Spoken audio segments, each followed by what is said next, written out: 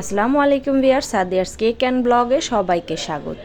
তো যারা চকলেট লাভার তাদের জন্য নিয়ে এসেছি আজকে একটা সুপার ডুপার হিট কেক। তো আজকে যে কেকটা আমি ডেকোরেশন করে দেখাচ্ছি এটা হচ্ছে 2 পাউন্ডের মধ্যে চকলেট স্পঞ্জ কেক।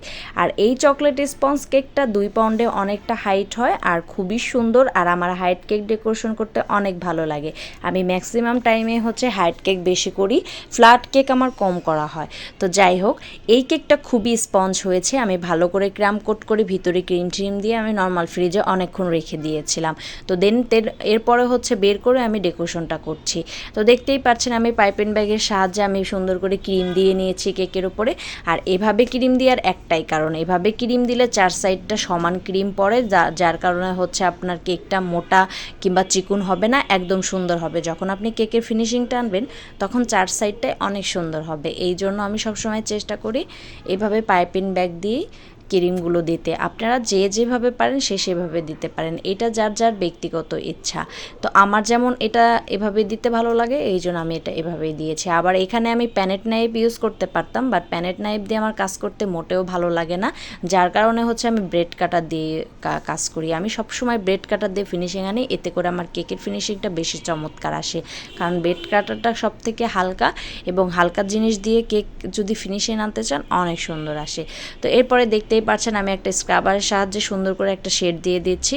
আর এই ধরনের স্ক্রাবার সব ধরনের পেজে অ্যাভেলেবেল পেয়ে যাবেন। এটা হচ্ছে খুবই লম্বার মধ্যে বলতে 8 ইঞ্চি 10 ইঞ্চির মতো লম্বা হবে। এইটা অনেক সুন্দর একটা শেড আসে এই ধরনের স্ক্রাবার দিয়ে। তো আমি 4 সাইডটা ভালো করে শেড দিয়ে আমি উপরটা একটু বেশি করে সুন্দর করে ফিনিশিং দিয়ে নিচ্ছি। তো এরপর আমি কেকের উপর ভালো করে ডার্ক চকলেট গানাশ দিয়ে কেকটা আরও গর্জিয়াস এবং বেশি টেস্টিময় করে তুলবো। কারণ কেকের উপরে কিন্তু ডার্ক চকলেট গানাশ দিলে এমনিতেই সেই কেক টেস্টি হয়ে যায়। আপনি যে কোনো একটা কেক বানান, কেক বানানোর উপরে যদি আপনি চকলেট গানাশ ঢেলে দেন তাহলে কিন্তু আপনার চকলেট কেকটা আরও বেশি ইয়াম্মি এবং টেস্টি হয়। আর আমি এখানে ইউজ করেছি ডার্ক চকলেট ব্লু বেলের ডার্ক চকলেট অনেক টেস্টি হয়, অনেক ভালো হয়। তেতোটা একটু কম হয়, খেতে অনেক মজা। বাচ্চারা বড়রা সবাই অনেক বেশি লাইক করে এই ডার্ক চকলেটটা। এই ডার্ক চকলেটটা খেতে খুবই ভালো। আর এই ডার্ক চকলেটটা খুবই সহজে মেল্ট হয়ে যায়, যার কারণে হচ্ছে আপনি যখন কাজ করবেন তখন কিন্তু এই ডার্ক চকলেটটা দিয়ে কাজ করতে অনেক অনেক অনেক সুবিধা হবে, অনেক ভালো লাগবে। তো এরপর আমি সুন্দর করে ব্রেড কাটার দিয়ে উপর সাইডটা ভালো করে সমান করে দিলাম, যাতে করে হচ্ছে 4 সাইডে একটু চকলেট গড়িয়ে পড়ে আর দেখতেও বেশি ইয়ামি এবং বেশি সুন্দর লাগে। তো এভাবেই হচ্ছে আমি চকলেট কেকটা ভালো করে সেট করলাম। তো উপর সাইডটা হচ্ছে আমি একটা চামচের সাহায্যে এখানে একটা শেড দিয়ে নিচ্ছি। আপনারা চাইলে এটা প্যানেট নাইফ দিয়েও করতে পারেন, আবার এ ধরনের চা চামচ দিয়েও করতে পারেন। এই ডিজাইনটা যেভাবে করে সেভাবেই করতে পারেন। তো আমার ইচ্ছা হলো আজকে, তাই আমি চা চামচ দিয়ে উপরে এই শেডটা এনে নিলাম। এরপরে হচ্ছে 6B একটা নজেল দিয়ে আমি কাজটা করছি। 6B যে নজেলটা থাকে সেটা দিয়ে আমি নিচে ডেকোরেশন করে দিচ্ছি, এবং এই 6B নজেল দিয়ে আমি সেম উপরে ডিজাইন করে দিব। এটা ছিল পুরোটাই আমার ইচ্ছা মতো ডিজাইন, এটা কাস্টমাইজড করা ডেকোরেশন ছিল না। আপুটা বলেছিল আমার ইচ্ছা মতো ডেকোরেশন করে দিতে, যার কারণে আমি আমার ইচ্ছা মতো ডেকোরেশন করে দিয়েছি।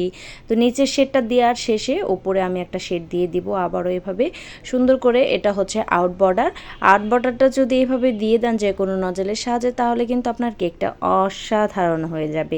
যে কোনো কেকেই আউট বর্ডার দিলে বেশি সুন্দর দেখায়। এরপরে হচ্ছে আমি উপর সাইডটাও 6B নজল দিয়ে আমি আউট বর্ডারটা দিয়ে দিচ্ছি, যাতে করে কেকটা আরও বেশি চমৎকার লাগে। এটা কিন্তু সিম্পলের মধ্যে আমার কাছে খুবই ভালো লেগেছে, যেহেতু খাবারের একটা কেক অত গর্জিয়াস না করলে নয়, এই জন্য হচ্ছে হালকা পাতলা সিম্পলের মধ্যে একটা কেক করে দিলাম। আর এই চকলেট কেক খেতে এমনিতেই মজা, চকলেট কেকে অত পারফেক্ট ডেকোরেশন না হলেও হয়, এমনিতেও চমৎকার। তো কেকটা ফাইনাল লুকটা দেখতেই পাচ্ছেন কেমন লাগছে। আমার কাছে তো খুবই ভালো লেগেছে, আপনাদের কাছে কেমন লেগেছে অবশ্যই ভিডিওর মাধ্যমে কমেন্ট করে জানাবেন। আর ভালো লাগলে অবশ্যই লাইক কমেন্ট করে আমার চ্যানেলটাতে সাবস্ক্রাইব করে রাখবেন। তো উপরে লেখাটা হচ্ছে ফন্ডেন্টের উপরে এডিবল ফ্রুট পেন দিয়ে লেখা।